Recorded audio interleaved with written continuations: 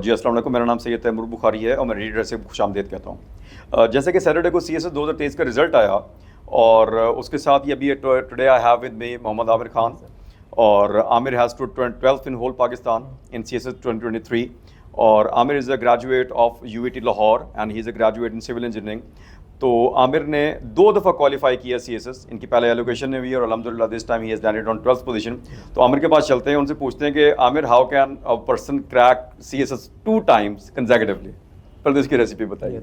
Sir पहली तो बात है मेरे ख्याल में कि फेलियर्स आपको मल्टीपल टाइम्स आ सकते हैं इन मोस्ट केसेस। तो असल चीज़ होती है कि उस फेलियर को कोप करना और फिर बाउंस बैक करना। ज़्यादातर बंदों को मैं देखता हूँ, एक तो वो चाह रहे थे कि 6 महीने के अंदर हमें रिजल्ट मिले, जो नहीं होता, जिसे हम कह सकते हैं परसिवरेंस हमें चाहिए होती है। तो वो जब रिजल्ट नहीं मिलता तो क्या करते हैं कि वो छोड़ के चले जाते हैं या कोई और काम करना शुरू कर देते हैं। उसके बाद फिर कभी रिजल्ट आता है, देखते हैं कि हमारा फलान दोस्त हो गया, फिर दोबारा आ जाते हैं। तो मेरा ज़ाती हाल है कि आपने उस जर्नी में लगे रहना है, पहली बात। और दूसरी बात कि जो फेलियर्स हुआ है उसको कोप करना है, देन एनालाइज करना है कि उसमें इशू क्या था और देन उस पर वर्क करना है और अल्टीमेटली दोबारा बैठना है, तो इंशाल्लाह ज़रूर मिले।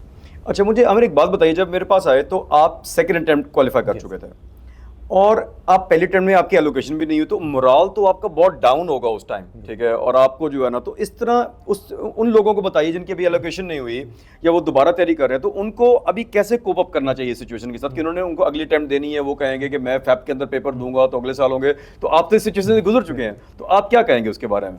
सर उसमें 2 चीज़ें होती हैं। मुझे याद है कि जब मेरी 3rd अटैम्प्ट थी, सारे कहते थे यार तेरी 3rd अटैम्प्ट है, ना हुआ तो क्या बनेगा ना।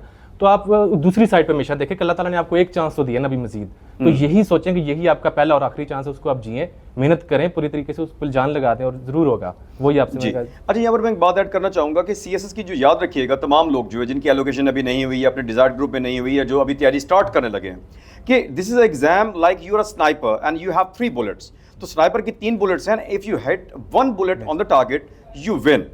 तो आपको सिर्फ 1 बुलेट टारगेट पे करनी है, हिट करनी है, चाहे वो पहली हो, दूसरी हो या तीसरी हो।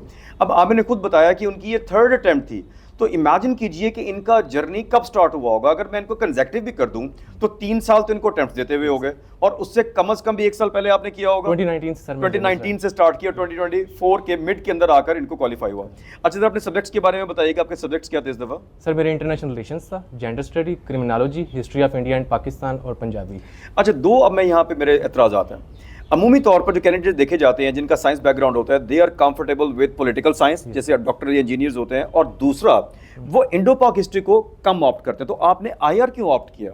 सर IR में मुझे शुरू से इंटरेस्ट था कि इंटरनेशनल रिलेशंस को पढ़ना, और दूसरी बात है कि नॉर्मली बच्चे इसलिए भी करते हैं कि PMS में दिया जाए, तो मेरा शुरू से माइंड था कि इंशाल्लाह करना है तो CSS करना है। PMS इसलिए मैंने कभी अप्लाई भी आज तक नहीं किया। तो आपने प्लान भी नहीं रखा उसका? नहीं, मैंने नहीं रखा था, मेरा यही था कि अगर ये नहीं खुदा ना खास्ता तो फिर बिजनेस। अच्छा, ठीक हो गया। अब मुझे ये बताइए कि आपके नंबर अभी DMC शेयर होते कितने मार्क्स हैं आपके IR के अंदर? सर IR के अंदर आई थिंक 132 है। 135 है। 135 मार्क्स हैं आपके।